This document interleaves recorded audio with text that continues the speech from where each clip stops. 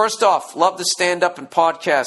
Looking forward to catching you the next time you stop near Albany, New York. I'm a 25-year-old guy living with a 26-year-old male roommate. Things are swell for the most part. Swell. What year was this written? But he has some interesting quirks. Most of these are no big deal. I lived with tons of roommates and I know the deal. Pick and choose your battles. However, his stinky-ass towel is starting to become an issue, and I'm not sure how to confront him about it. He owns one towel, and he only washes it every 4 to 5 weeks or so. Jesus Christ. He showers every day, don't get me wrong, but you do the math. The thing is stiff as cardboard and smells like death. Why would you do that? That's the fuck. There's nothing worse than a dirty towel after you come out of a shower, you know? You're smelling like fructose, whatever the hell bath body wash thing you're making. They're making, you know, you put it on you. Right? They're Frenchie. You put it on you, especially in your fucking armpits. Maybe you glue the bottle, saw it in half, and stick it under both armpits. And then you go out there and you take that dirty-ass towel and you smell like shit again. That guy's an animal.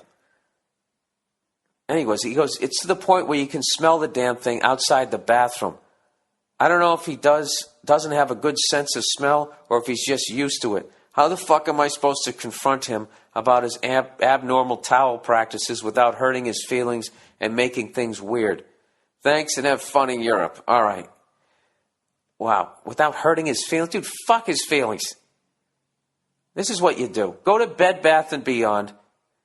All right, and just go buy him 3 cheap towels and then call him into the bathroom. And right before he gets there, you already have his old towel in the tub covered in lighter fluid.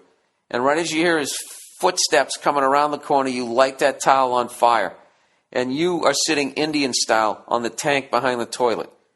And as he walks in, just go,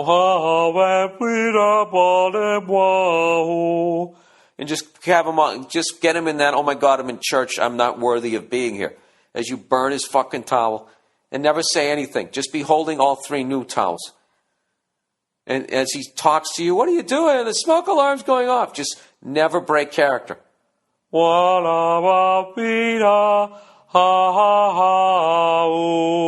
And just fucking hand him the towels.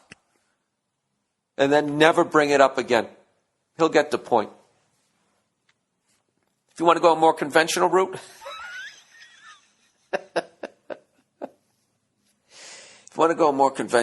just say, hey,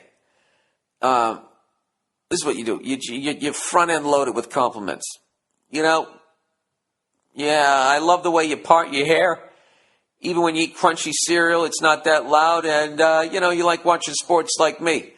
Having said that, or you might want to go with, however. Either way, your index fingers should be up in the air, pointing towards the ceiling, not at him. Don't be confrontational, but do draw a line. However, finger up in the air. Your fucking bath towel. Okay? Just say what you told me. It smells like death. I can smell it on the other side of the door. Okay? It smells like the armpits of a French guy upstairs on an airplane.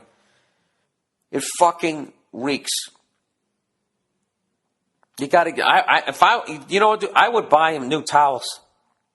I would buy new towels, and I would do it. I would burn his other towel. Literally, I would burn it. Burn it in the fucking driveway, in the parking lot. Light that fucking thing on fire. Have a garden hose right there. Make it safe. Maybe some baking soda, depending on what sort of lighter fluid you use. All right? I would burn that fucking thing. And just... the easiest way to do it is when he's not there, you just burn it. If you sound like you don't like confrontation, you got to go quality of life here. I would go quality of life. Okay? This guy, you want the problem gone. So I would burn his fucking towel. And I would just have 3 other ones sitting there ready for him to go. And just say, listen, dude, every other week, you got to do this, man. Okay, because not only does your towel smell like shit, then you wipe it on yourself, you're going to smell like shit. And that's greatly going to affect the level of pussy that not only you're going to get, but I'm going to get. Because if I bring a woman home and she comes in here and she smells that fucking towel and she's thinking it's me, or even if she doesn't want that thing on her fucking upper lip. All right? You smell like ass despite the fact that you're showering every day. It's not you, it's your towel. It needs to be just fucking burn the thing. All right? In a safe way. Okay? If you accidentally burn down your apartment, that's on you. If he takes you to court, is he going to take you to court over that? I don't think he is.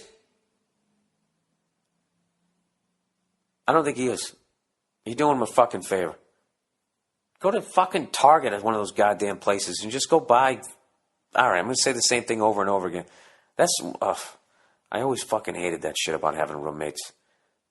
That whole guy thing where you fucking live like a goddamn animal. I've never understood that. Letting dishes pile up and all that shit. I never did that. I was clean. My desk was always a fucking mess. Come tax time, I had receipts all over the fucking place. But when it came to food and hygiene, plates, trash being thrown out, that stuff was all taken care of. All right? My clothes might be all over the place. All right? But they were clean. All right. Ruin the mood. Dear Billy Salmon Skin.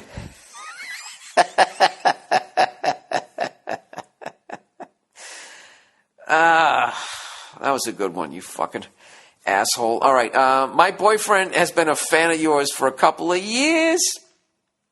Oh, that was a lady saying that. That makes it even funnier. Look at you. You're a hot shit and somebody can bang you. You're killing it on two fronts. My boyfriend has been a fan of yours for a couple of years. And yes, I realize how sexist that was. He introduced me to your comedy and podcast the beginning of last year. And since then, I've been a fan. We've been living in different towns for the last couple months. And I was finally able to go visit him for Thanksgiving. It's been a long time and I needed to scratch my itch there. So we're getting ready to get intimate. And I tell him to play something because we didn't want the roommates to hear us in our throes of passion. And lo and behold, he turns on your podcast. Oh, my God, that's fucking weird. He goes, he was 100% ready to do it with your voice in the background. Needless to say, my mood was killed. Thank you, Billy. Dude, I don't tell you to play it during your lovemaking. Jesus Christ, what do you want me to... you got to talk to him. Why does he want the sound of my voice going on in the background? Does he have a crush on me, or is he one of the few males who has the ability to be laughing while coming at the same time? Are those two emotions possible?